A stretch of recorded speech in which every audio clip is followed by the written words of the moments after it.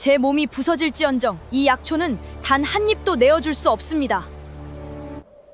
모진 누명을 쓰고 감옥에 갇힌 소년이 마지막으로 희망의 파란 방울을 흔들기 시작합니다. 오만하고 가증스러운 인간들아, 나는 누구에게 대역죄의 누명을 씌우느냐. 구독과 좋아요 눌러주시고 어디서 듣고 계신지 댓글 남겨주세요. 제가 하나하나 읽으며 올해는 아프지 말고 다 잘 풀리라고 복을 기원해드리겠습니다. 자, 그럼 오늘 황금약방의 약초야담 지금 바로 시작합니다. 옛날 옛적 경상도 깊은 산골의 권세 높은 가문에 황이라는 이름의 15살 소년이 살고 있었습니다. 황이는 본래 고을 현감의 핏줄로 태어났으나 안타깝게도 정실 부인의 몸이 아닌 신분 낮은 후실의 몸에서 태어난 서자였습니다. 신분의 벽이 엄격하던 시절이었기에 황이는 늘 가문 안에서 숨죽이며 살아왔는데 설상가상으로 소년을 지켜주던 유일한 버팀목이자 자애롭던 현감 아버지가 갑작스러운 고질병으로 세상을 떠나고 말았습니다. 아버지가 승하하시던 날 고을에는 마치 앞으로 닥쳐올 소년의 가혹한 운명을 예견하기라도 하듯 하늘이 뚫린 것처럼 거센 눈보라가 몰아치기 시작했습니다. 아버지가 사무제를 마치고 흙으로 돌아가자마자 가문의 권력을 쥔 정실 큰어머니의 태도는 얼음장보다 더 차갑게 돌변하였습니다. 큰어머니는 황희를 볼 때마다 가문이 수치이자 밥충이라며 멸시 섞인 눈총을 보내기 일쑤였고 밥상머리에 앉아있는 소년의 숟가락질 하나하나를 매서운 눈으로 감시하곤 했습니다. 황희는 배가 고파 속이 쓰려도 감이 더 달라는 말 한마디 못한 채 고개를 숙여야 했습니다. 큰어머니의 눈에는 남편이 세상을 떠난 마당에 서자놈에게 나갈 쌀 한 톨, 옷 한 벌조차 아까운 법이었습니다. 큰어머니 밑에서 자란 적자 형석이 역시 황희를 노비보다 못한 존재로 여기며 끊임없이 괴롭혔습니다. 어느 날 석이는 자신이 마당에서 놀다가 큰어머니가 아끼던 값비싼 백자 약사발을 와장창 깨뜨리고 말았습니다. 당황한 석이는 마침 부엌에서 나무를 떼고 있던 황희를 손가락으로 가리키며 서자놈이 일부러 발을 걸어 가문이 귀한 물건을 깨뜨렸다고 거짓으로 소리를 질렀습니다. 석이의 바지에는 넘어지며 묻은 흙이 잔뜩 묻어 있었으나 큰어머니는 진실 따위는 거들떠보지도 않은 채 불이 붙은 듯 험악한 표정으로 부직갱이를 집어들었습니다. 매서운 나무 부직갱이가 황희의 마른 등짝을 사정없이 내리치기 시작했습니다. 한 대, 두 대 매질이 이어질 때마다 살이 찢어지는 듯한 통증이 밀려왔지만 황희는 입술을 피가 나도록 깨물며 울음을 참아냈습니다. 울부짖으면 더 모질게 맞는다는 것을 이미 10년의 세월 동안 온몸으로 터득한 소년이었습니다. 석이는 큰어머니의 등 뒤에 숨어서 혀를 쏙 내밀며 비열하게 웃고 있었고 황희의 눈가에는 억울함과 서러움의 눈물이 차올랐으나 끝내 소리내어 울지 못했습니다. 그날 밤 황희가 부엌 구석 볏짚 위에서 멍든 등을 부여잡고 신음하고 있을 때 안방에서 큰어머니의 날카로운 목소리가 들려왔습니다. 서자놈을 이 집에 더 두었다간 가문의 기운을 망치고 적자 석이의 앞길을 가로막을 것이니 당장 내쫓아야 한다는 주장이었습니다. 이미 아버지가 계시지 않는 집안에서 그 누구도 서자 소년의 편을 들어줄 사람은 없었습니다. 다음 날 아침 눈을 채 뜨기도 전에 큰어머니는 황희의 앞으로 작은 보따리 하나를 툭 던지며 싸늘하게 뱉었습니다. 이제 이 집에서 내 놈에게 줄 밥은 없다. 당장 가문에서 나가거라. 황희가 떨리는 손으로 받아든 보따리 속에는 얼어 죽지 않을 정도의 낡은 저고리 한 벌과 좁쌀 한 줌, 그리고 어머니의 유품인 때 묻은 침통 하나가 전부였습니다. 15년을 자라온 집이었건만 쫓겨나는 길은 가차없고 매정하기 짝이 없었습니다. 대문을 나서는 소년의 등 뒤로 적자 형석이의 킥킥거리는 비웃음 소리가 문 틈새로 흘러나왔습니다. 황희는 결코 뒤를 돌아보지 않았는데 만약 뒤를 돌아보았다간 억울함에 다리에 힘이 풀려 그 자리에 주저앉아 통곡할 것만 같았기 때문입니다. 대문을 나선 황희의 눈앞에 펼쳐진 것은 끝이 보이지 않는 하얀 설산의 칼바람이었습니다. 갈 곳 없는 신세가 된 서자 소년을 받아줄 수 있는 따뜻한 인간은 이 넓은 세상 어디에도 없었습니다. 아버지, 어머니, 어찌하여 저를 이 차가운 세상에 홀로 버려두셨습니까? 소년은 몰아치는 눈보라를 향해 낮게 탄식하며 무작정 깊은 산길을 향해 걷기 시작했습니다. 발이 푹푹 빠지는 눈길을 걸을 때마다 해진 집신 사이로 얼음물이 스며들어 발가락이 잘려나가는 듯 고통스러웠습니다. 산길은 험하고 가팔랐으며 쏟아지는 폭설로 인해 어디가 길이고 어디가 낭떠러지인지 분간할 수조차 없었습니다. 얼어붙은 돌부리에 걸려 넘어지면서 무릎이 깨지고 가시덤불에 뺨이 긁혀 피가 흘렀지만 황희는 이를 악물고 걸음을 옮겼습니다. 소년의 머릿속에는 생전의 의원 가문의 딸이었던 어머니가 들려주던 따뜻한 약초 이야기가 맴돌았습니다. 황희야, 가슴속이 타들어갈 때일수록 마음을 다잡아야 한단다. 어머니의 목소리를 나침반 삼아 걷던 소년의 지친 몸은 어느새 한계에 다다르고 있었습니다. 해가 뉘엿뉘엿 기울어 산 그림자가 길어질 무렵 눈보라는 더욱 사납게 몰아쳐 소년의 시야를 가렸습니다. 이대로 가다간 꼼짝없이 얼어 죽을 것이라 생각할 때 저 멀리 커다란 바위 밑에 움푹 파인 작은 바위굴 하나가 기적처럼 황희의 눈에 들어왔습니다. 황희는 사들부들 떨리는 다리를 이끌고 바위굴 안으로 기어가 마른 낙엽을 긁어 모아 자리를 깔았습니다. 온몸이 사시나무 떨듯 떨렸고 저고리 틈새로 파고드는 한기는 뼛속까지 시리게 만들었습니다. 바위 굴 밖에서는 부엉이가 처량하게 울고 칼바람이 나뭇가지를 흔들며 스산한 소리를 내고 있었습니다. 소년은 큰어머니에게 맞은 등의 피멍과 얼어붙은 손발의 통증 때문에 쉽게 잠들지 못했습니다. 어머니의 낡은 침통을 가슴에 꼭 껴안은 채 소년은 평생 참아왔던 서러운 눈물을 마침내 펑펑 쏟아내기 시작했습니다. 서자라는 굴레에 갇혀 천대받고 끝내버려진 자신의 처지가 너무나 가련하여 소년은 눈 덮인 깊은 산골의 차가운 바위굴 안에서 밤새 소리 없는 울음을 삼키며 지독한 겨울의 첫날 밤을 지새웠습니다. 지독하리만치 차갑고 어두운 설산의 밤이 지나고 바위 굴 틈새로 푸르스름한 새벽빛이 스며들 무렵이었습니다.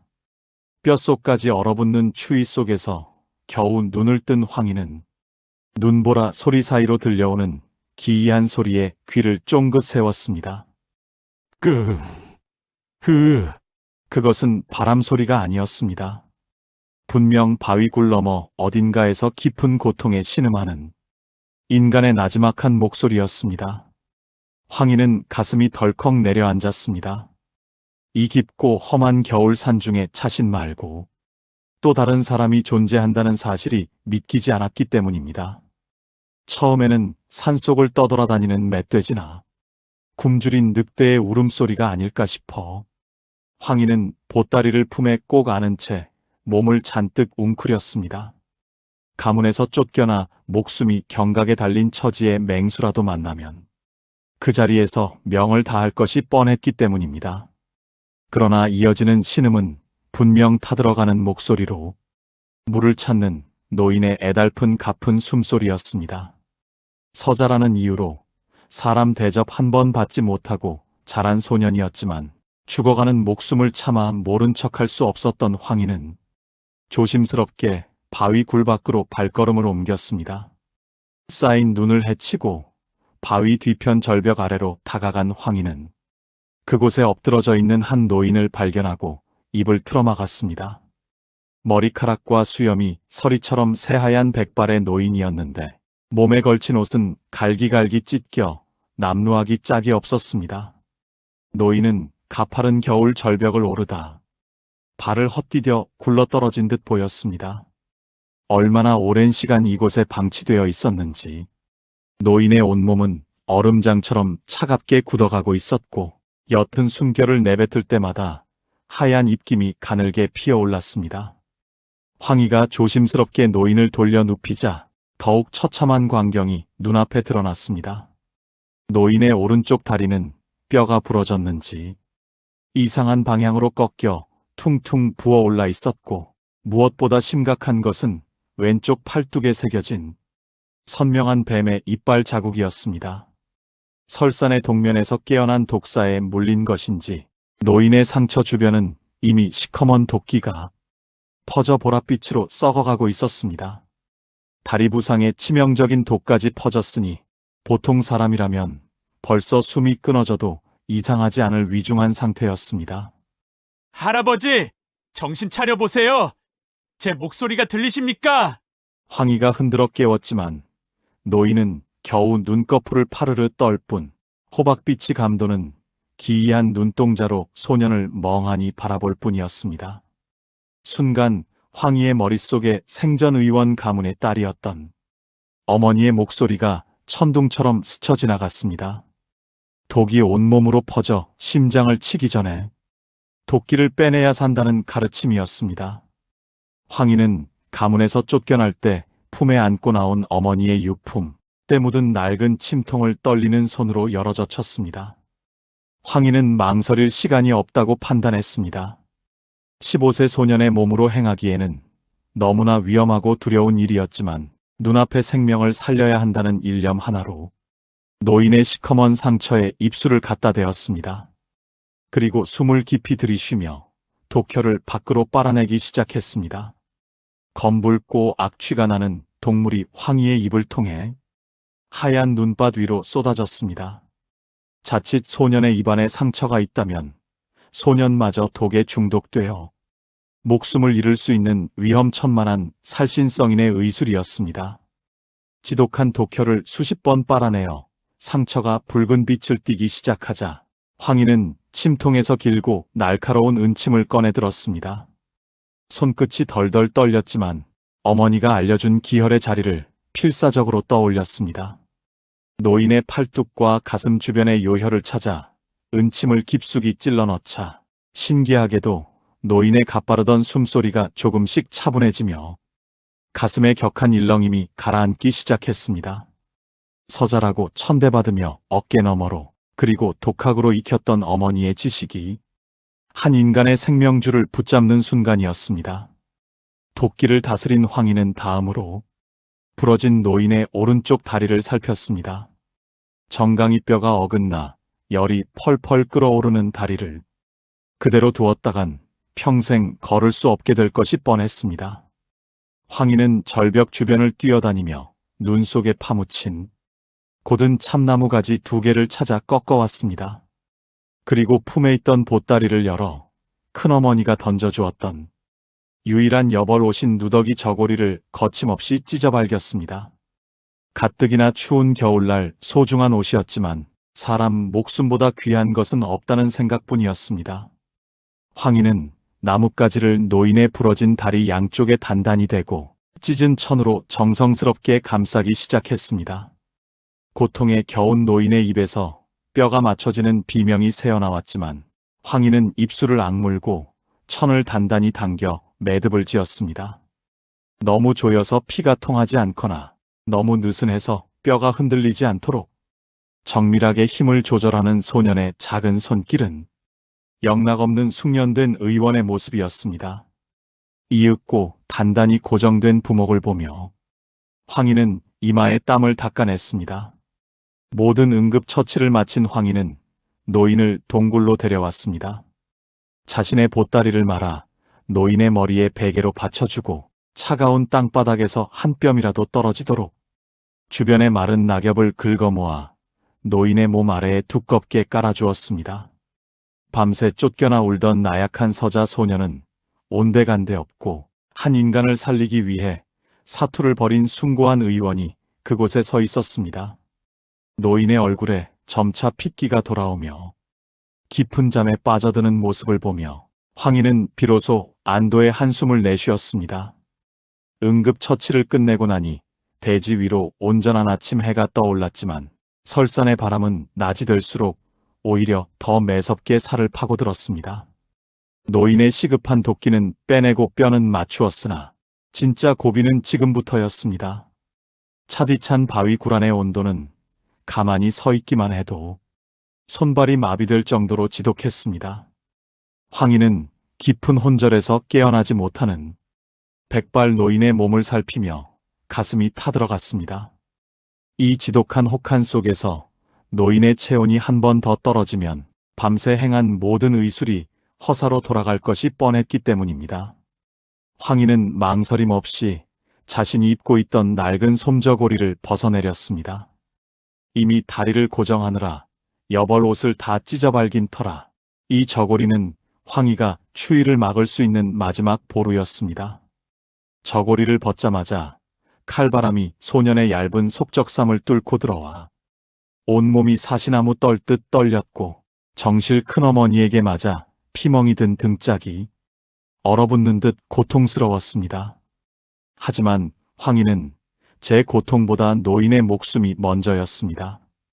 소년은 덜덜 떨리는 손으로 노인의 가슴 위에 제 저고리를 덮어주고 깃을 꼭 여며주었습니다.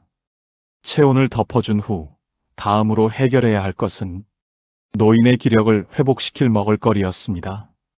열흘간 굶주린 노인의 뱃속은 이미 텅 비어 있었기에 이대로 두면 아사할 지경이었습니다. 황희는 깨진 기와 조각 하나를 들고 바위 굴 밖으로 나갔습니다.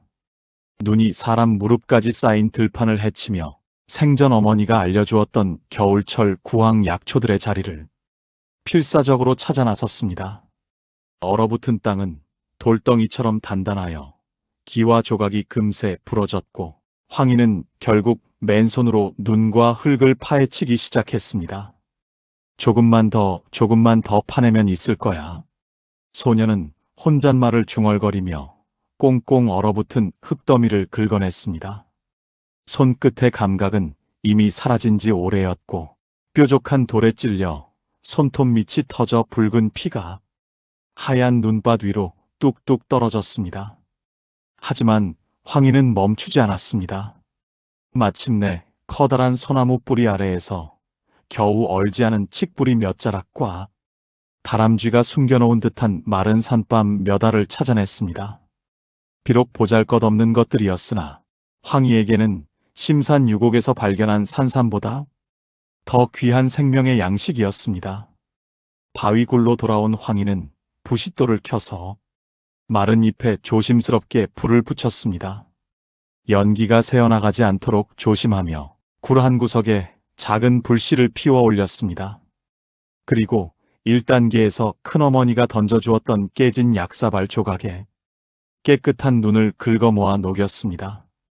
눈이 녹아 맑은 물이 되자 손으로 잘게 지식인 칡뿌리와 빻은 산밤 가루를 넣고 정성껏 미음을 끓이기 시작했습니다. 그릇이 작아 불 조절이 조금만 잘못되어도 엎질러지기 일쑤였기에 황희는 연방 매운 연기에 눈물을 흘리며 약사발을 지켰습니다. 이윽고 구수한 냄새를 풍기며 걸쭉한 양미음이 완성되었습니다. 황희는 누워있는 노인의 머리를 조심스럽게 받쳐들고 미음을 조금씩 입술 사이로 흘려보냈습니다.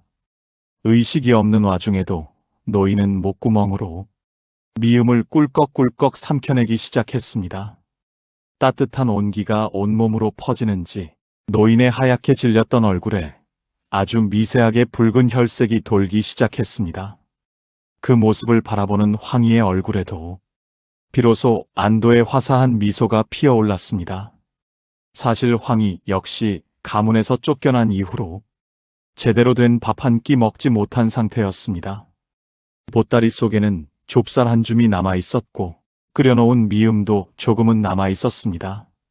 소년의 배에서는 당장이라도 무언가를 달라는 듯 꼬르륵 소리가 요란하게 울렸고 눈앞의 미음이 너무나 먹고 싶어 침이 고였습니다. 하지만 황희는 약사발에 남은 미음 찌꺼기마저 긁어모아 노인의 입에 넣어 주었습니다. 서자라고 천대받으며 굶주림에는 누구보다 익숙해진 소년이었기에 자신이 굶더라도 환자를 먼저 살려야 한다는 참된 의심이 소년의 마음속에 단단히 자리 잡고 있었습니다. 그렇게 첫날이 지나고 깊은 밤이 찾아왔을 때 노인의 몸에 다시 한번 격한 열병이 찾아왔습니다. 독사의 도끼가 마지막 발악을 하듯 노인의 온몸이 불덩이처럼 달아오르며 식은땀을 흘리기 시작한 것입니다. 황희는 밤새 잠 한숨 자지 못하고 계곡으로 뛰어가 얼음을 깨고 찬물을 길어왔습니다. 제 적삼을 적셔 노인의 이마와 몸을 닦아내기를 수백 번 찬물에 손을 담글 때마다 손이 마비되어 끊어질 것 같았지만 황희는 밤이 새도록 노인의 곁을 지키며 기도를 올렸습니다. 이 눈물겨운 사투는 하루로 끝나지 않았습니다. 사흘, 닷새, 이래 시간이 흘러 어느덧 열흘이라는 시간이 흘러갔습니다. 황희는 매일 아침 눈밭을 파헤쳐 약초를 캐왔고 밤에는 자신의 온기로 노인을 덮으며 열흘 밤낮을 극진히 간호했습니다. 정작 자신은 제대로 먹지 못해 몸이 가랑잎처럼 말라갔고 얼굴은 반쪽이 되어 횡댕그렁해졌습니다. 손가락은 온통 피멍과 물집으로 가득 차 믿을 수 없을 정도로 망가졌지만 황희는 단 한 번도 불평이나 원망의 말을 입에 담지 않았습니다. 열흘째 되는 날 새벽 마침내 노인의 가슴에서 깊고 청명한 숨소리가 터져나왔습니다. 퉁퉁 부어올랐던 다리의 부기가 눈에 띄게 가라앉았고 시커멓게 썩어가던 독사의 상처에는 어느새 거무스름한 딱지가 앉아 새살이 돋아나고 있었습니다. 보통 사람이라면 10번은 더 목숨을 잃었을 치명적인 상처가 오직 15세 서자 소년의 숭고한 희생과 정성 어린 의술 덕분에 기적처럼 치유된 것입니다. 새하얀 눈이 내리는 고요한 바위굴 안에서 자신을 온전히 바쳐 생명을 살려낸 소년의 의심이 마침내 신비로운 영물의 마음을 움직이기 시작하는 기적의 순간이 다가오고 있었습니다. 황희가 열흘 밤낮을 피땀으로 흘리며 노인을 간호한 끝에 맞이한 새벽이었습니다. 바위 굴밖에 사나운 눈보라가 거짓말처럼 뚝 그치더니 굴 안으로 은은한 황금빛 안개가 차오르기 시작했습니다. 동시에 어디선가 깊은 산속의 이슬 향기와 싱그러운 풀내음이 진동하며 소년의 코끝을 스쳤습니다. 한겨울 설산에서는 도저히 맡을 수 없는 기이하고도 상서로운 기운이었습니다. 지칠 대로 지쳐 누워있던 황희는 온몸을 감싸는 따스한 기운에 놀라 얼어붙은 눈을 번쩍 떴습니다. 황희의 눈앞에서 평생 잊지 못할 광경이 펼쳐졌습니다. 도끼가 퍼져 사지를 바르르 떨며 죽어가던 백발의 노인이 아무런 고통도 없다는 듯 자리에서 스르륵 일어나는 것이 아니겠습니까? 뼈가 부러져 참나무 가지로 단단히 묶어두었던 오른쪽 다리는 이미 흔적도 없이 완벽하게 고쳐져 있었습니다. 노인이 천천히 허리를 펴고 일어서자 굽어있던 체구가 웅장하게 커지더니 머리칼은 마치 달빛을 머금은 은빛처럼 눈부시게 반짝였습니다. 할아버지, 어찌 몸을 움직이십니까? 아직 다 나으신 게... 황희가 깜짝 놀라 다가가려다 그 자리에 우뚝 멈춰 서고 말았습니다. 소년을 바라보는 노인의 눈동자가 보통 인간의 그것이 아니었기 때문입니다. 깊고 짙은 호박빛 눈동자 속에서 황금빛 불꽃이 아른아른 타오르고 있었는데 그 눈빛과 마주치자 황희는 가슴속 깊은 곳까지 전부 꿰뚫려 보는 듯한 묘한 전율을 느꼈습니다.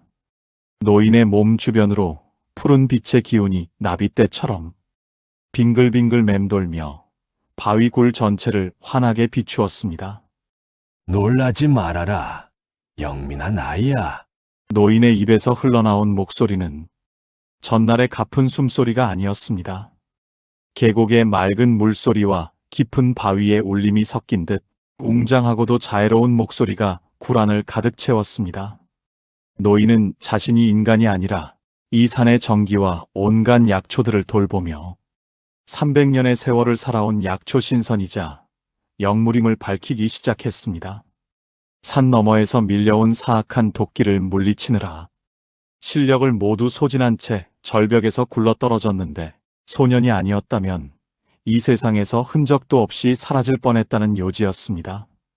신선은 황희의 만신창이가 된 두 손을 가만히 내려다보았습니다. 손톱 밑이 터져 피가 엉겨붙은 손가락, 찬물에 얼어터진 가냘픈 손등은 소년이 지난 열흘 동안 행한 희생의 증거였습니다. 수많은 인간이 내 앞을 지나쳤으나 다친 나를 약탈하려 하거나 외면할 뿐이었다. 그런데 너는 내 목숨이 위태로운 혹한 속에서도 내 저고리를 벗어 나를 덮고 내 입으로 독을 빨아내어 나를 살렸다. 내 서자라는 신분이 천할지언정 내 마음속 의로운 마음은 천하 그 누구보다 고귀하구나. 신선의 자애로운 칭찬에 황희의 눈시울이 붉어졌습니다. 신선이 허공을 향해 손을 가볍게 휘두르자 황금 안개 속에서 구슬빛 나뭇잎 무늬가 정교하게 새겨진 신비로운 나무함 하나가 나타났습니다. 신선이 함을 열어젖히자 그 안에서 새 알의 기이한 씨앗이 은은한 빛을 뿜어내고 있었습니다. 한 알은 눈이 부시도록 화려한 순금의 빛을 띠고 있었고 다른 한 알은 은은하고 고결한 은빛을 뿜어냈으며 마지막 한 알은 아주 소박하지만 깊이 있는 구리빛을 머금고 있었습니다. 새 씨앗에서 뿜어져 나오는 신비로운 전기가 바위 굴의 추위를 단숨에 몰아내었습니다. 신선은 새 씨앗의 비밀을 황희에게 나직하게 설명해 주었습니다. 금빛 씨앗을 심으면 가지마다 황금이 주렁주렁 열리는 나무가 자라 가문을 일으킬 것이요. 은빛 씨앗을 심으면 그 덮는 은덩이가 쏟아져 평생 권세를 누릴 것이다. 그리고 이 구릿빛 씨앗을 심으면 세상의 모든 독기와 열병을 치료하는 신비한 약초 나무가 사시사철 자라날 것이다. 내가 나를 살려준 은혜의 대가로 이 중 하나를 선물하겠으니 내 마음이 이끄는 대로 고르거라. 황희는 새 알의 씨앗을 가만히 응시했습니다. 금빛과 은빛 씨앗을 고른다면 자신을 서자라고 무시하고 내쫓았던 정실 큰어머니와 적자 형석이의 코를 납작하게 해주고 보란듯이 득세하여 평생을 호의호식하며 살 수 있었습니다. 15세 소년에게는 너무나 달콤한 유혹이었습니다. 그러나 황희의 시선은 결국 가장 소박하게 빛나는 구리빛 씨앗에 머물렀습니다. 황희는 무릎을 꿇고 정중히 고개를 숙였습니다. 신선님, 저는 이 구릿빛 약초 씨앗을 받고 싶습니다. 신선이 흥미롭다는 듯 그 이유를 묻자 황희는 떨리지만 단단한 목소리로 대답했습니다. 황금과 은은 개인의 배를 채우고 권세를 줄지언정 역병에 걸려 죽어가는 불쌍한 백성들의 고통을 치료해 줄 수는 없습니다. 가문에서 쫓겨나 보니 세상에는 저처럼 아프고 줄인 이들이 너무나 많다는 것을 알았습니다. 이 약초 씨앗으로 나무를 키워 고통받는 이들을 살리고 이웃의 눈물을 닦아주고 싶습니다. 소년의 대답에는 원망 대신 세상을 향한 거대한 자비심이 깃들어 있었습니다. 소년의 대답을 들은 신선의 호박빛 눈동자에 깊은 감동의 눈물이 고였습니다. 참으로 기특하구나. 이 구릿빛 씨앗은 탐욕스러운 자가 심으면 금세 말라 죽지만 너처럼 나눔을 실천하는 자에게는 마르지 않는 치유의 기적을 베푸는 가장 귀한 영약이란다. 신선은 약초 씨앗과 함께 품에서 파란 빛이 도는 조그만 방울 하나를 더 꺼내 황희에게 건넸습니다. 장차 큰 위험에 처했을 때 이 방울을 흔들면 산을 넘고 물을 건너서라도 반드시 구하러 오겠다는 엄숙한 약속이었습니다. 황희가 씨앗과 방울을 소중히 품에 안자 신선은 거대한 황금빛 빗무리 속으로 사라졌고 소년의 가슴 속에는 세상을 구원할 기적의 서막이 뜨겁게 요동치기 시작했습니다. 품속에 신비로운 구리빛 씨앗과 파란 방울을 소중히 하는 황희는 마침내 혹독한 겨울 설산을 내려왔습니다. 발길이 닿은 곳은 산 아래 들판 가장자리에 자리 잡은 소담리라는 아주 작고 황량한 마을이었습니다. 하지만 마을의 풍경은 참혹하기 짝이 없었습니다. 지독한 가뭄과 겨울철 기근이 겹친 데다 정체 모를 독한 열병까지 돌고 있어 마을 사람들은 저마다 방 안에서 알아놓은 채 신음하고 있었습니다. 가문에서 쫓겨난 서자 소년 황희의 눈에 비친 마을은 마치 거대한 무덤처럼 생기를 잃어가고 있었습니다. 황희는 마을 사람들의 눈을 피해 마을 끝자락에 있는 아무도 살지 않는 빈 초가집 터를 찾았습니다.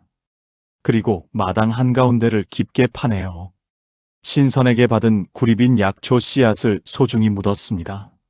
소년은 신선이 당부한 대로 깊은 골짜기에서 길어온 맑은 샘물을 씨앗 위에 정성스레 뿌려주었습니다. 그 순간 대지 아래에서 웅장한 진동이 울리기 시작하더니 하얀 눈밭을 뚫고 새파란 싹이 돋아나 소년의 키를 훌쩍 넘어 자라기 시작하는 기적이 일어났습니다. 기적은 여기서 끝이 아니었습니다.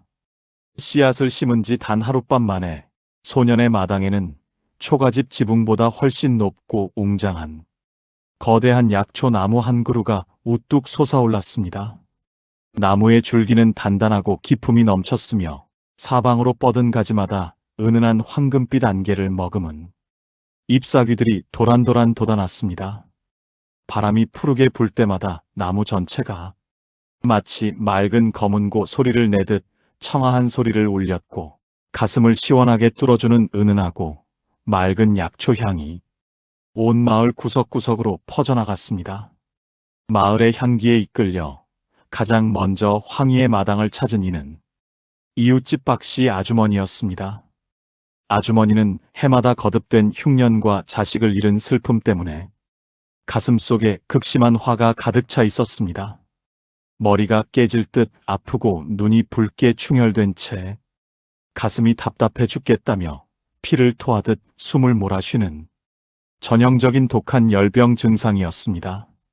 서자라고 천대받으면서도 어머니의 의술을 갈고 닦았던 황희는 아주머니를 방으로 모시고 곧장 마당으로 나가 황금나무의 신선한 잎과 노란 뿌리를 정성껏 채취했습니다.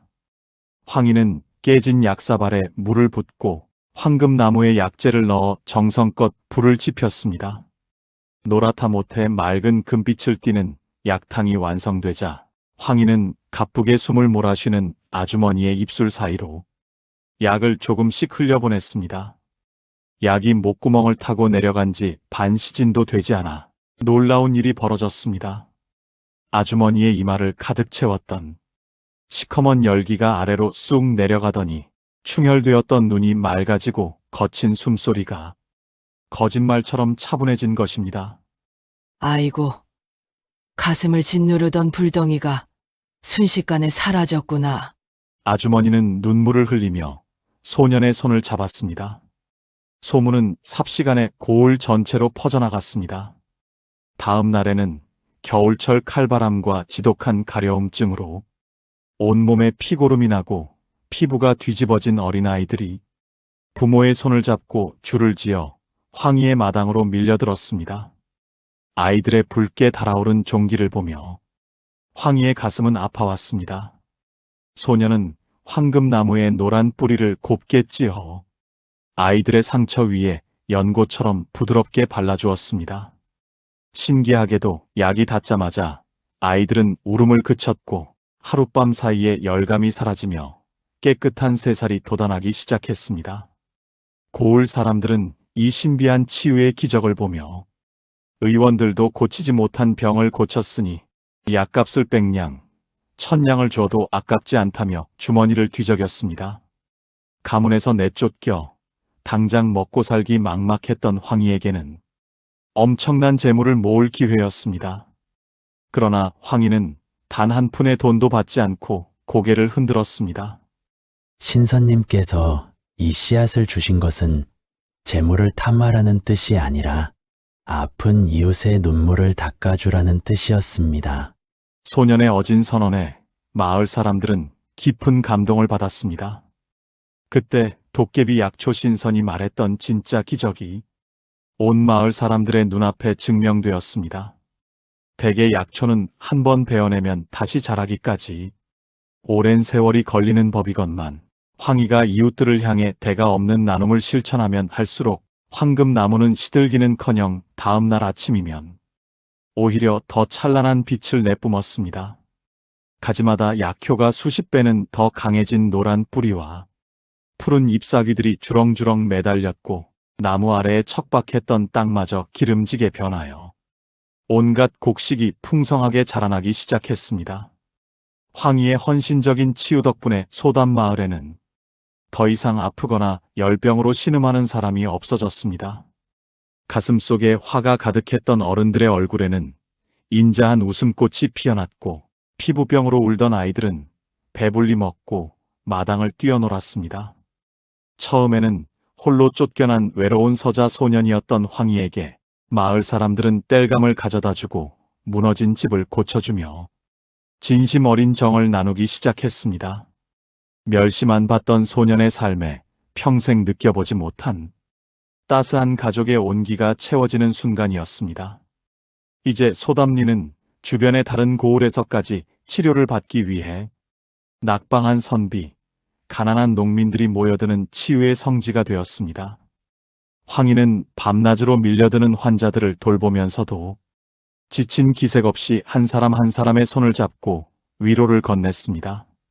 신분의 사슬에 묶여 천대받던 서자 소년이 자신의 아픔을 원망으로 갚지 않고 오직 어진 마음으로 세상을 구원하는 위대한 의원으로 거듭나고 있었던 것입니다. 그러나 이 황금빛 풍요가 깊어질수록 저 멀리서 소년을 시기하는 탐욕의 검은 그림자가 조금씩 다가오고 있었습니다. 여러분, 이야기 보따리를 풀다 보니 벌써 가운데까지 왔습니다. 이야기가 흥미진진해서 화면을 빼니 보시느라 목도 빠근하시고 눈도 좀 침침하시죠? 잠시 눈 한번 지그시 감았다 띄시고 어깨도 허리도 쭉 한번 피면서 쉬어가십시오. 자, 물 한 모금 시원하게 드셨으면 주인공의 운명이 앞으로 어떻게 될지 다음 이야기 바로 이어갑니다. 소담마을의 척박한 땅을 뚫고 자라나 만병을 고친다는 황금 약초 나무의 소문은 꼬리에 꼬리를 물고 장터를 넘어 마침내 고을의 가장 거대한 권력자인 최대감의 귀에까지 들어가고 말았습니다. 최대감은 그 고을의 모든 약재 시장과 유통을 독점하여 가난한 백성들에게 폭리를 취하던 탐욕스러운 인물이었습니다. 죽어가던 이들도 단숨에 살려내는 신비한 약초가 일랏 가문에서 쫓겨난 서자 소년의 마당에서 무상으로 뿌려지고 있다는 사실을 알게 되자 최대감의 두 눈은 시기심과 탐욕으로 번쩍이기 시작했습니다. 그 신비한 나무만 내 손에 넣는다면 한 고을을 넘어온 나라의 약재 시장을 손에 쥐고 막대한 부를 쌓을 수 있겠구나. 탐욕에 눈이 먼 최대감은 황희의 나무를 강제로 빼앗기 위해 비열한 덫을 구상했습니다. 그는 관아의 탐관오리인 사또를 한밤중에 찾아가 순금 수십 냥을 뇌물로 바치며 어두운 거래를 제안했습니다. 소년 하나를 짓밟는 것쯤은 식은 죽먹기라 여긴 사또는 최대감의 뇌물을 기쁘게 챙기며 황희를 한순간에 대역죄인으로 몰아세울 거짓 고소장과 체포령을 꾸며내었습니다. 어느 맑은 아침 황희가 여느 때와 다름없이 밀려든 가난한 환자들에게 황금나무의 뿌리를 나누어주며 상처를 돌보고 있을 때였습니다. 정적을 깨고 관아의 포졸 대여섯 명이 창과 칼을 서슬 퍼렇게 겨눈 채 황희의 마당으로 들이닥쳤습니다. 포졸들은 마당에 줄을 서 있던 아픈 백성들을 거칠게 밀쳐냈고 평화롭던 황희의 마당은 순식간에 비명과 통곡 소리로 가득 차 쑥대밭이 되었습니다. 황희는 영문을 모른 채 환자들을 감싸 안으며 포졸들의 앞을 막아섰습니다. 포교는 황희의 눈앞에 사또의 직인이 찍힌 문서를 들이밀며 벼락같이 소리를 질렀습니다. 서자놈은 들어라! 너는 최대감댁 대대로 내려오는 영약의 씨앗을 훔쳐 숨겨왔으며 의원 자격도 없이 금지된 비방으로 사약을 제조하여 백성들을 홀렸으니 도명과 대역죄로 너를 체포하노라. 참으로 억울하고 기가 막힌 누명이었습니다. 황희는 자기는 결코 도둑질을 한 적이 없으며 이 나무는 산골에서 다친 노인을 구하고 받은 치유의 선물이라 필사적으로 항변했으나 거친 포승줄은 이미 소년의 마른 몸을 꽁꽁 묶어버렸습니다. 우리 황희가 무슨 죄가 있다고 잡아가느냐? 이 아이는 우리를 살린 의원이다. 박씨 아주머니와 마을 사람들이 눈물을 흘리며 포졸들의 다리를 붙잡고 애원했습니다. 그러나 권력의 서슬퍼런 칼날 앞에서는 어찌할 도리가 없었습니다. 포졸들은 군화발로 백성들을 걷어찼고 황희는 마을 사람들에게 더 큰 피해가 갈까봐 입술을 악물며 말했습니다. 아주머니, 어르신들 모두 물러서십시오. 하늘이 알고 땅이 아시니 저는 두렵지 않습니다. 소녀는 포승줄에 묶인 채 당당하게 관아로 끌려갔습니다. 관아로 끌려간 황희는 제대로 된 신문도 받지 못한 채 사방이 두꺼운 돌벽으로 막힌 어둡고 차가운 관옥에 처참하게 가두어졌습니다. 바닥에서 올라오는 지독한 한기는 소년의 살을 찌르는 듯 했고 가문에서 쫓겨나 설산에서 밤새 울던 그 지독한 고독이 다시 한번 소년의 어깨를 짓눌렀습니다. 아버지가 계셨다면, 어머니가 살아계셨다면 과연 서자라는 이유로 이토록 억울한 누명을 쓰고 차가운 얼음 감옥에 갇혀야 했을까 하는 원망과 서러움이 밀려왔습니다. 그날 밤 사또와 결탁한 최대감이 아무도 모르게 관아 감옥을 찾아와 창살 너머로 황희를 내려다보았습니다. 최대감은 흉한 웃음을 지으며 황금나무의 뿌리를 다스리는 방법과 영천수의 비밀을 순순히 넘기면 사또에게 말해 목숨만은 살려 가문으로 돌려보내주겠다고 협박했습니다. 그러나 황희는 온몸이 멍들고 떨리는 와중에도 최대감의 눈을 똑바로 응시했습니다. 대감의 탐욕은 아픈 백성들의 피눈물을 짜내지만 이 나무는 오직 나눔을 아는 선한 마음에서만 자라납니다. 제 목숨을 앗아갈지언정 탐욕스러운 당신에게 기적의 비밀을 넘길 수는 없습니다. 소년의 단호한 거절에 최대감은 이를 갈며 돌아섰습니다. 다음 날 아침 뇌물에 눈이 먼 사또는 황희를 국문장으로 끌어내어 모진 고문을 가하기 시작했습니다. 이 실직고하거라. 주상을 능멸하고 사약을 제조한 죄를 인정하느냐? 주리가 틀리고 가죽 채찍이 황희의 얇은 속적삼을 찢으며 살점을 파고들었습니다. 소년의 입에서 비명이 터져나왔고 큰어머니에게 맞았던 상처 위로 다시 한번 시커먼 피멍이 들이찼습니다. 하지만 황희는 정신이 아득해지는 고통 속에서도 자신이 살려낸 박씨 아주머니와 아이들의 깨끗해진 얼굴을 떠올리며 끝까지 허위 자백을 거부했습니다.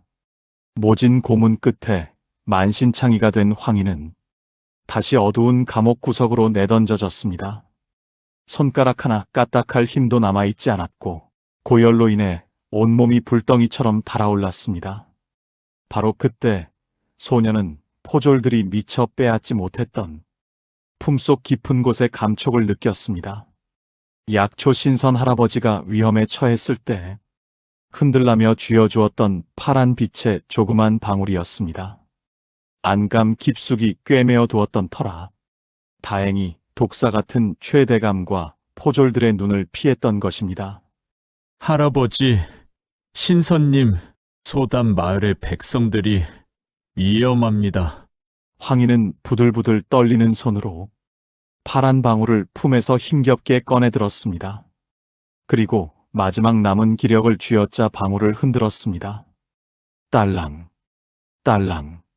어둡고 고요한 관아 감옥 안으로 청아하고 맑은 방울 소리가 울려 퍼졌습니다.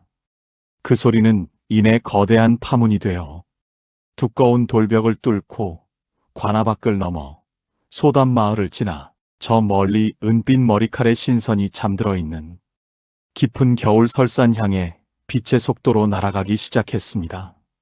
만신창이가 된 황희의 손에서 시작된 파란 방울 소리는 어둡고 차가운 관아 감옥의 돌벽을 타고 기이한 파문처럼 퍼져나갔습니다. 딸랑 딸랑.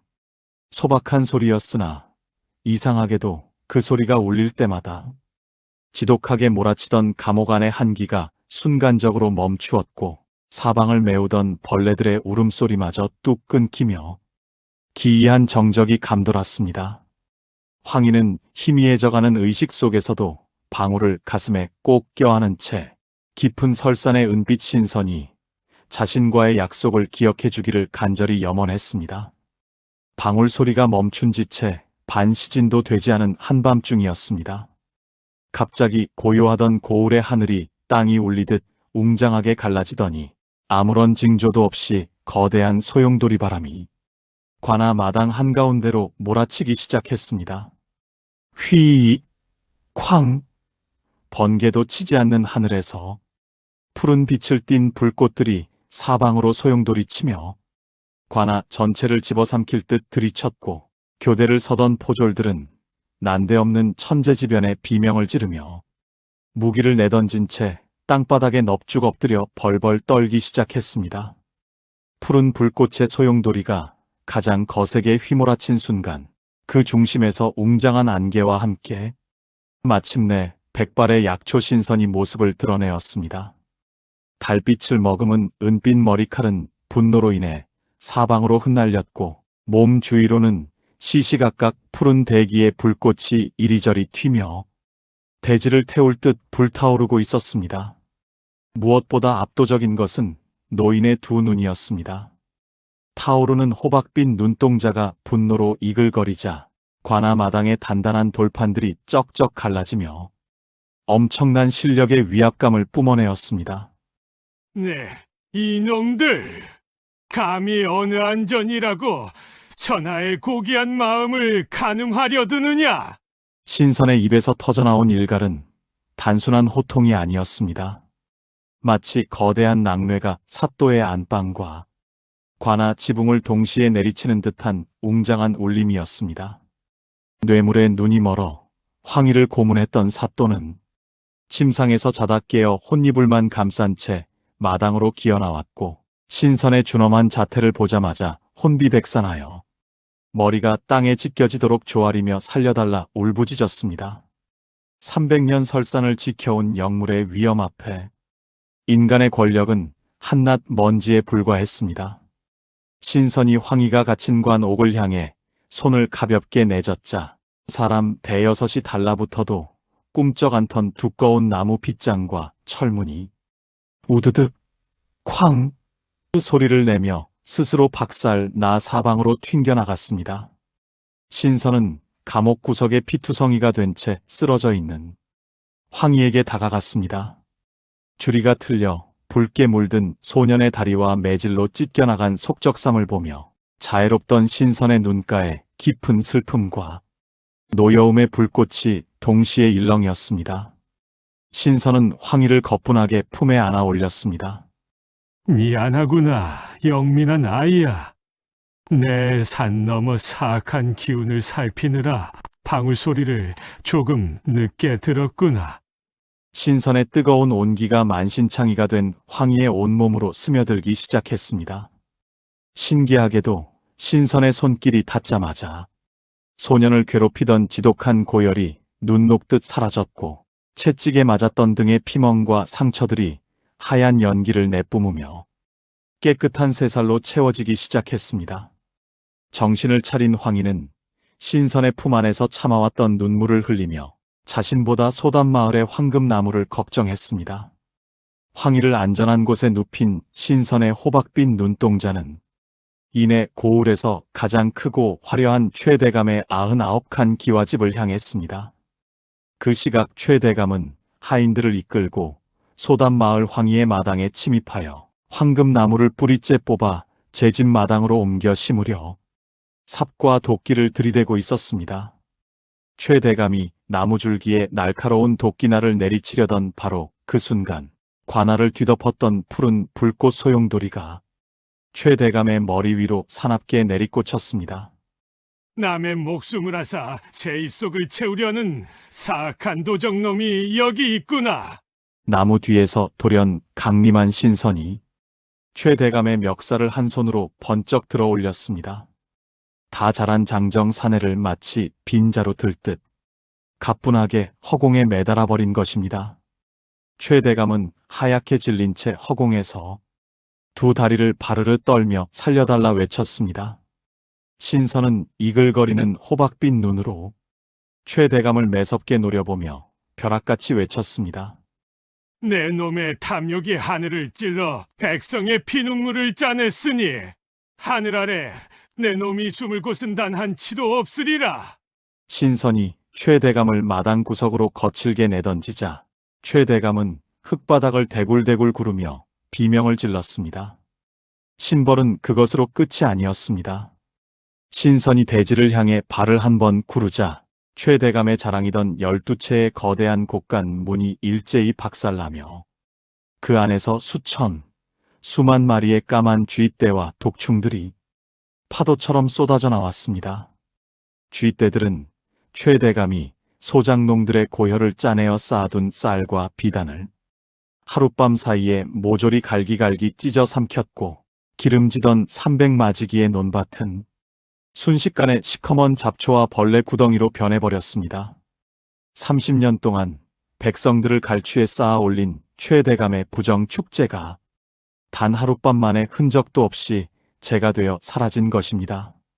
최대감과 그의 하인들은 신선의 압도적인 실력 앞에 군소리조차 내지 못한 채 숲속으로 뿔뿔이 주행랑을 쳤고 그 비참한 몰골은 참으로 볼만하였습니다.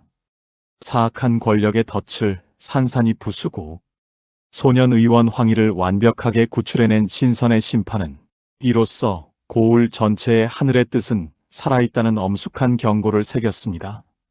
그리고 깊어가는 밤 치유된 황희의 손을 잡은 신선은 다시금 소담마을을 향해 발걸음을 옮겼습니다. 신선의 준엄한 심판이 고을을 휩쓸고 지나간 다음 날 새벽이었습니다. 밤새 불어닥친 푸른 소용돌이가 거치고 황희의 마당에 정적이 찾아왔을 무렵 저 멀리 소담마을 어귀에서부터 기이하고도 처량한 통곡 소리가 들려오기 시작했습니다. 마을 백성들이 무슨 일인가 싶어 마당으로 고개를 내밀자 그곳에는 도저히 믿을 수 없는 몰골을 한 사내들이 기어오고 있었습니다. 바로 어제까지만 해도 관아의 삿도를 소나귀에 쥐고 온 고을의 백성들을 호령하던 탐욕스러운 권력자 최대감이었습니다. 최대감의 몰골은 참혹하기 짝이 없었습니다. 화려하던 비단 도포는 쥐떼에게 뜯겨 갈기갈기 찢어져 있었고 신선의 심벌로 온몸에 불덩이 같은 독종이 돋아나 시커먼 피고름을 흘리고 있었습니다. 20리가 넘는 밤길을 오직 살기 위해 맨발로 달려왔는지 그의 발바닥은 돌부리에 찢겨 피투성이가 되어 있었습니다. 최대감은 황희의 마당 한가운데에 당도하자마자 소년 의원의 발치에 머리가 쩍쩍 소리가 나도록 조아리며 대성통곡을 하기 시작했습니다. 그런데 최대감의 등 뒤에서 눈물을 흘리며 기어오는 이들이 더 있었습니다. 바로 황희를 가문에서 내쫓고 사지로 몰았던 정실 큰어머니와 적자 형석이었습니다. 소담리에 만병통치 약초나무가 자란다는 소문을 듣고 탐욕에 눈이 멀어 한탕을 노리고 몰래 나무를 꺾으려다가 신선의 도깨비 마법에 걸려 손이 나무 껍질에 붙은 채 밤새 혹독한 신벌을 받았던 것입니다. 큰어머니는 얼굴이 수치와 후회로 일그러진 채 제 자식 서기의 손을 잡고 황희 앞에 무릎을 꿇었습니다. 내 죄를 내가 아나이다. 소년 의원님, 제발 이 천벌을 거두어 주십시오. 욕심에 눈이 멀어 영약의 씨앗을 탐내고 죄 없는 당신을 사찰해 고발하여 모진 고문을 받게 했습니다. 최대감이 가슴을 쥐어뜯으며 뉘우쳤고 큰어머니 역시 바들바들 떨며 자기가 황희에게 했던 모진 악행들을 하나하나 고백하기 시작했습니다. 밥숟가락을 세며 소년을 굶겼던 일, 서기가 깨뜨린 사발을 황희에게 뒤집어 씌워 부직갱이로 내리쳤던 일, 그리고 좁쌀 한 줌만 쥐어준 채 설산으로 내쫓았던 일까지 자기가 행한 짓이 얼마나 모질고 추악했는지 비로소 깨달은 통곡이었습니다. 꿇어앉아 우는 큰어머니와 최대감을 내려다보는 황희의 가슴 속에는 거대한 폭풍이 일어났습니다. 분노가 없었다면 거짓말이었습니다. 큰어머니에게 맞았던 등의 피멍이 떠올랐고 차가운 감옥 바닥에서 억울한 누명을 쓰고 주리가 틀리던 수치심과 외로움이 밀려와 소년의 가년은 어깨가 부들부들 떨렸습니다. 당장이라도 신선에게 빌어 저 악독한 인간들을 당장 이 세상에서 영영 사라지게 만들 수도 있었습니다. 마을 백성들 역시 저 악도들을 절대 살려두어선 안 된다며 사방에서 소리를 질렀습니다. 그때 황희의 뇌리 속에 생전자애로웠던 어머니의 마지막 유언이 천둥처럼 울려 퍼졌습니다. 황희야, 사람을 미워하고 원망하면 내 마음의 속이 먼저 새까맣게 다 들어간단다. 몸에 독한 열을 내리듯 마음의 원망을 내려놓는 것이 참된 의원이 가야 할 길이란다. 어머니의 목소리가 소년의 귀를 스치자 이상하게도 황희의 가슴을 짓누르던 시커먼 분노의 불덩이가 스르륵 가라앉으며 평온한 정적이 찾아왔습니다. 황희는 깊은 숨을 들이쉬고 눈을 천천히 떴습니다. 소년은 큰어머니와 최대감에게 천천히 다가가 피투성이가 된 그들의 손을 자신의 작은 두 손으로 꼭 쥐어 감싸 안았습니다. 일어나십시오. 지나간 원망을 원망으로 갚는다면 이 고을의 비극은 끝나지 않을 것입니다. 내 육신을 다치게 한 당신들을 용서하겠습니다. 서자라고 천대받고 짓밟혔던 소년의 입에서 나온 것은 피의 보복이 아닌 온 고을을 품어 안는 위대한 성인의 대잡이었습니다. 황희는 곧장 마당의 황금나무로 나아가 가장 빛나는 잎과 노란 뿌리를 채취하여 정성껏 약을 타려왔습니다. 신선의 벌로 온몸이 불덩이처럼 타오르며 독종이 터지던 최대감에게 황금 탕약 한 사발을 건넸고 지독한 가위 눌림에 시달리던 큰어머니와 서기에게도 따뜻한 약을 대접했습니다. 약이 입술을 타고 넘어가자마자 그들을 괴롭히던 독한 종기와 불같은 소결이 눈 녹듯 가라앉으며 새살이 돋아나기 있었습니다. 자신들이 짓밟았던 서자, 소년의 손에 의해 생명을 구원받은 것입니다. 내 어찌 이리 고귀한 아이를 몰라보고 멸시했단 말인가. 살을 애는 듯한 상처가 아물자 최대감과 큰어머니의 눈에서 진심 어린 통곡의 눈물이 뚝뚝 떨어졌습니다. 세상의 금전과 권세만 쫓으며 평생을 독사처럼 살아왔던 최대감의 심장과 가난에 찌들어 매정하게 서자를 내버렸던 큰어머니의 송이피, 황희의 조건 없는 용서와 따뜻한 온기 앞에 완전히 무너져 내린 것입니다. 그 따뜻함은 30년 동안 얼어붙었던 그들의 인간성을 단숨에 녹여내었습니다. 황희는 눈물을 흘리는 큰어머니의 눈가를 닦아주며 환하게 웃어 보였습니다.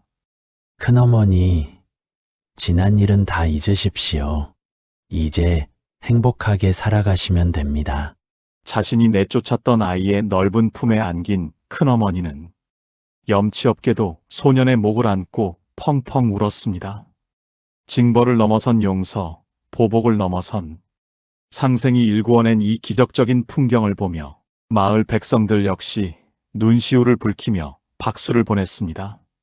지독한 원한마저 치유해낸 서자 소년의 의심이 마침내 온 고울의 상처를 치유하는 위대한 기적의 정점을 찍고 있었습니다. 황희의 대자비에 목숨을 건지고 진심으로 감화된 최대감은 고을로 돌아가자마자 완전히 다른 사람이 되었습니다.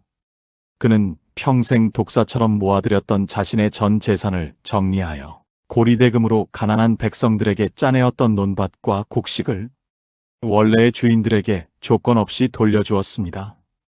또한 고을의 약재 시장을 독점해 폭리를 취하던 악습을 철폐하고 약방의 문을 활짝 열어 가난하여 의원을 찾지 못하는 빈민들에게 무료로 의술을 베풀기 시작했습니다. 탐욕으로 가득했던 영감의 눈빛에는 어느새 황희를 닮은 인자한 온기가 자리를 잡았습니다. 황희를 내쫓았던 정실 큰어머니와 적자 형석이 역시 소담리에 아주 정착하여 소년의 가장 든든한 가족이자 조력자가 되었습니다. 전에는 황희에게 온갖 굳은 일을 시키고 숟가락질을 세던 큰어머니였으나 이제는 매일 새벽같이 일어나 황희가 지칠까봐 솥에 정성껏 밥을 짓고 소년의 옷가지를 끼워주었습니다.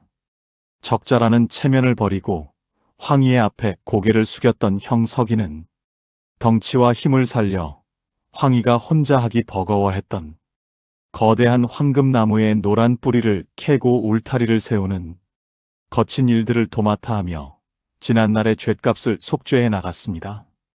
황금나무가 자라나는 황희의 마당은 이제 신분의 귀천도 빈부의 격차도 없는 천하 제일의 치유의 성지가 되었습니다. 양반이건 천민이건 상관없이 아픈 이들은 누구나 찾아와 황희의 따뜻한 손길로 치유를 받았고 병이 나은 이들은 대가로 돈을 내는 대신 저마다 장작을 해오거나 마당을 쓸며 은혜를 갚았습니다. 황희가 이웃을 향해 대가 없는 사랑을 베풀고 이웃들이 다시 그 사랑에 보답하자 황금나무는 사시사철 시들지 않고 더욱 눈부신 황금빛 안개를 뿜어내며 마을 전체를 풍요롭게 감싸 안았습니다. 황희의 마당에서 시작된 신비로운 약초 향기는 소담리를 넘어 사방 십리 밖의 고을까지 은은하게 퍼져나갔습니다. 가슴속에 화가 가득 차 머리가 아프던 나그네들도 이 고을 어귀에 들어서기만 하면 코끝에 닿는 맑고 시원한 향기 덕분에 가슴이 뻥 뚫리며 두통이 사라지는 기적을 경험했습니다. 사람들은 굳이 이정표를 보지 않아도 가슴을 평온하게 가라앉혀주는 황금빛 약초 향기만으로 이곳이 소년 의원 황희가 살고 있는 상생의 마을임을 단숨에 알아차렸습니다. 그러던 어느 화창한 가을날이었습니다. 황희가 여느 때와 다름없이 마당 가득 주렁주렁 열린 황금 잎사귀를 따서 광주리에 담고 있을 때 예전에 등 뒤에서 느꼈던 익숙하고도 뜨거운 온기가 부드럽게 밀려왔습니다. 소년이 깜짝 놀라 뒤를 돌아보니 거대한 황금나무 아래에 달빛을 머금은 은빛 머리칼에 약초 신선 할아버지가 인자한 미소를 지은 채 소년을 바라보며 서 계셨습니다. 잘 지냈느냐? 나의 고귀한 의원아. 신선은 눈부신 호박빛 눈동자로 평화롭고 넉넉해진 소담마을의 풍경을 천천히 내려다보았습니다. 들판에서는 백성들이 춤을 추며 추수를 하고 있었고 아이들은 아프지 않고 건강하게 마당을 뛰어놀고 있었습니다. 신선은 황희의 마른 어깨에 따뜻한 손을 얹으며 나직하게 말했습니다. 내가 준 기적의 씨앗은 누구에게나 줄 수 있는 것이었다. 하지만 그것을 원망을 갚는 무기가 아닌 온 고을을 살리는 상생의 기적으로 꽃피운 것은 오직 너의 어진 심성이었단다. 참으로 대견하구나. 신선은 이제 이 고을에는 더 이상 독한 열병도 탐욕의 검은 그림자도 없으니 자신은 지켜야 할 또 다른 먼 산골로 떠나야 할 때가 되었음을 전했습니다. 소년 의원 황희야. 이제 내 품속의 파란 방울을 흔들 일은 다시는 없을 것이다. 너는 이미 그 어떤 영물보다 강하고 위대한 치유의 마음을 가졌으니 말이다. 신선이 뒤를 돌아 깊은 숲길을 향해 유유히 걸어가기 시작하자 소년의 눈가에는 이별의 아쉬움으로 뜨거운 눈물이 맺혔습니다. 신선이 걸음을 옮길 때마다 하얀 고무신이 닿는 흙바닥 위로 기이한 기적이 다시 한번 일어났습니다. 사막처럼 메말랐던 길을 따라 노란 꽃, 보라색 꽃, 하얀 꽃들이 줄을 지어 화사하게 피어나며 신선의 뒤를 따르듯 피어오른 것입니다. 온 고울에 가득한 황금빛 안개와 신비로운 들꽃의 향연 속에서 300년 설산을 지켜온 영물의 뒷모습은 한 폭의 아름다운 그림처럼 나무 사이로 서서히 사라져갔습니다. 황희는 신선의 모습이 완전히 보이지 않을 때까지 가만히 서서 정중하게 고개를 숙였습니다. 해가 바뀌고 또 바뀌어도 소담리의 평화는 깨어지지 않았습니다. 고을 백성들은 매년 가을이 되면 황희의 마당에 있는 거대한 황금나무 아래에 모여 성대한 잔치를 벌였습니다. 그것은 가문에서 내쫓겼던 서자 소년이 이 마을에 들어와 자신들의 목숨을 구원해준 날을 기념하는 보훈의 잔치였습니다. 큰어머니는 커다란 가마솥에 기름진 쌀밥을 지어 이웃들을 대접했고, 최대감은 의로운 제물로 잔치의 비용을 대며 모두가 하나 되어 웃고 마시는 지상낙원의 풍경을 이어갔습니다. 서자라는 사슬에 묶여 천대받고 속이 새까맣게 타들어가는 모진 시련을 겪었던 소년 황희. 하지만 소년은 가슴속에 차오른 한과 분노를 이웃을 향한 황금빛 사랑과 의로운 마음으로 다스려 끝내 온 세상을 치유해내었습니다. 옛날 이야기 속 사람들은 이 아름다운 전설을 전하며 이렇게 말하곤 했습니다. 은혜를 갚는 것은 사람뿐만 아니라 영물도 하는 법이며 내 몸을 바쳐 남을 살리는 숭고한 마음이야말로 세상의 가장 독한 열병을 다스리는 최고의 영약이다. 그리고 이 위대한 기적을 일구어낸 신비한 약초의 비밀이 마침내 오늘날 우리에게까지 전해지게 되었습니다. 오늘 들려드린 황금약방 기막힌 야담, 재미있게 들으셨습니까? 본 영상은 한약사인 제가 본초 강목과 양리학을 참조하여 직접 고증하고 작성한 약초 야담 및 의학 정보 콘텐츠입니다. 시청자분들의 이해를 돕기 위해 시각적인 부분은 AI 이미지 기술을 일부 활용하여 연출해 보았습니다. 자, 그렇다면 오늘 이야기 속에서 주인공을 살려낸 이 약재가 실제로 우리 몸 어디에 좋고 실생활에서 복용하실 때 무엇을 진짜 주의하셔야 하는지 지금부터 아주 쉽고 정확하게 알려드리겠습니다. 화면 함께 보시죠. 여러분, 오늘 이야기 속에서 서자 소년 황희가 심어 온 고을의 독한 열병을 치료하고 악인들의 분노까지 가라앉혔던 신비한 황금빛 약초나무를 기억하시나요? 이 기적 같은 이야기 속에 등장한 약초는 설화 속 상상의 식물이 아닙니다. 실제로 우리 조상들이 가슴속에 맺힌 불덩이 같은 화를 다스리고 온갖 염증을 치료할 때 가장 요긴하게 사용했던 실제 한약재, 바로 황금이라는 약초입니다. 잎이 도단한 모습이 마치 검은 고의 살을 닮았고 그 뿌리가 눈이 부시도록 노란 금빛을 띈다고 하여 속칭 황금이라는 아름다운 이름이 붙은 영약입니다. 한의학에서 황금은 성질이 매우 차고 맛있은 대표적인 약재로 분류됩니다. 황금의 가장 핵심적인 효능을 한마디로 요약하면 바로 청열사화와 사화해독입니다. 말 그대로 몸 안에 비정상적으로 치솟은 독한 열기를 위에서부터 아래로 쑥 내려주고 그 열로 인해 발생한 피고름과 종기 같은 독을 깨끗하게 해독해주는 기능입니다. 야담 속에서 박씨 아주머니가 가뭄과 화병으로 가슴이 답답해 숨을 쉬지 못할 때 황희가 이 약을 다려 먹이자마자 가슴에 불덩이가 가라앉았던 치유 장면이 바로 이 청열사화의 원리를 고스란히 담아낸 서사입니다. 현대인들은 스트레스와 과로 혹은 억울한 감정을 제때 풀지 못해 가슴과 머리 쪽으로 열이 뻗쳐오르는 증상을 자주 겪습니다. 흔히 화병이라고 부르는 증상인데 한의학에서는 이를 위는 뜨겁고 아래는 차가워지는 상열하한의 상태로 봅니다. 가슴이 답답하고 머리가 깨질 듯 아프며 눈이 붉게 충혈되고 잠을 이루지 못하는 현대인들의 이 고질병에 황금은 아주 탁월한 처방이 됩니다. 황금의 차가운 성질이 상체에 정체된 심화와 폐열을 꺼주어 요동치던 기혈을 평온하게 가라앉히고 뇌의 스트레스를 진정시켜주기 때문입니다. 그런데 이 황금의 뿌리를 가만히 채취해서 속을 갈라보면 아주 기이하고도 가슴 아픈 특징을 발견할 수 있습니다. 오래된 황금의 뿌리는 세월이 흐를수록 그 중심부인 송잎이 불에 탄 것처럼 거무스름하게 썩어들어가 텅 비어버리게 됩니다. 한방에서는 이처럼 속이 비고 거뭇하게 변한 오래된 황금 뿌리를 가리켜 외로울 꼬자를 써서 고금 또는 편금이라고 부릅니다. 겉은 화려한 노란 금빛을 띠고 있지만 그 내면은 온갖 뜨거운 열기를 온몸으로 받아내느라 까맣게 타들어간 서글픈 형태를 취하고 있는 것입니다.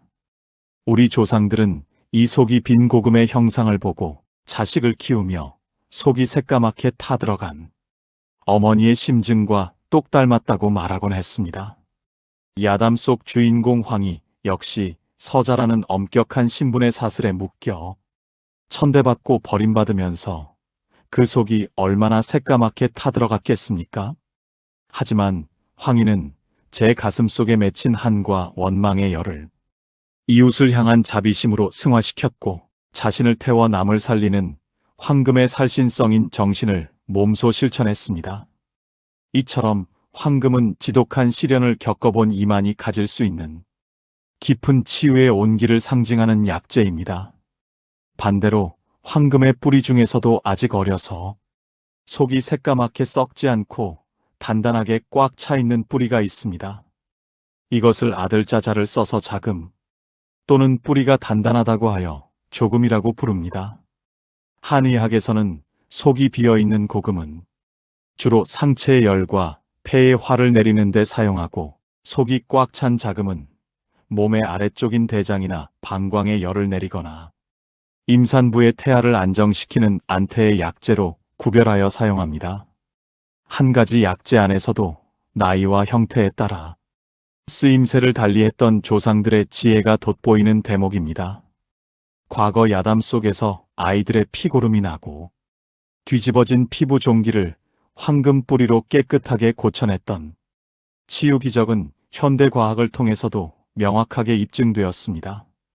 황금의 성분 중에는 바이칼린과 바이칼레인이라는 강력한 플라보노이드 항산화 물질이 다량 함유되어 있습니다. 이 성분들은 몸속의 유해한 염증성 사이토카인의 분비를 억제하여 강력한 항염증, 항바이러스, 항알레르기 효과를 나타냅니다. 따라서 아토피성 피부염이나 급성 기관지염, 그리고 몸의 도단한 원인 모를 종기를 가라앉히는데 실제 임상에서도 매우 자주 쓰입니다. 이토록 영험한 황금을 일상생활에서 안전하게 가정건강식으로 활용하는 방법이 있습니다. 가슴에 화가 많거나 스트레스로 잠을 이루지 못할 때 잘 말린 황금 뿌리 4에서 5g을 깨끗한 물 1리터에 넣고 약한 불로 은은하게 달여 마시는 황금차가 아주 좋습니다. 물이 끓기 시작하면 노랗고 맑은 황금빛 약탕이 우러나오는데 이를 하루에 한두 잔씩 따뜻하게 마시면 머리가 시원해지고 답답했던 가슴이 편안해지는 것을 느낄 수 있습니다. 특히 피부에 열감이 많거나 여드름이 자주 올라오는 분들이 차로 마시거나 식힌 약탕을 화장솜에 적셔 팩처럼 얹어두면 열감을 내리는데 큰 도움이 됩니다.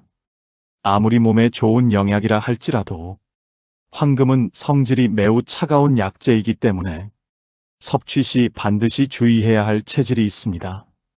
평소에 손발이 얼음장처럼 차갑거나 아랫배가 냉하여 찬 음식을 먹으면 금세 설사를 하시는 분들, 혹은 소화 기능이 극도로 약해 위장 장애를 자주 겪는 분들은 황금을 장기간 복용하거나 과다하게 섭취하는 것을 피하셔야 합니다.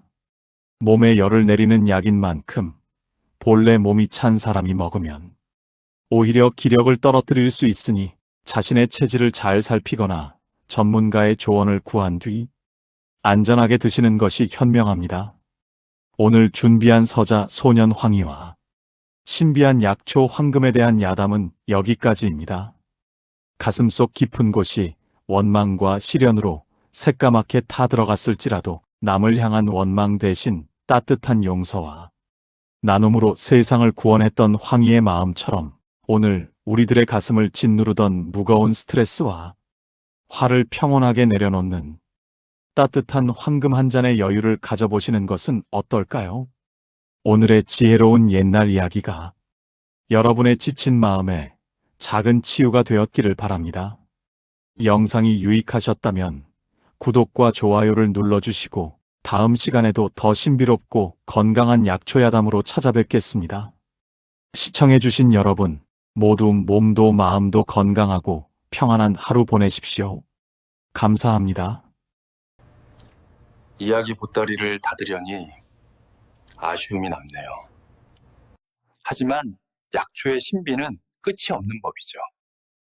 여러분의 몸과 마음이 편안해지는 그날까지 저 황 선생의 야담은 계속됩니다.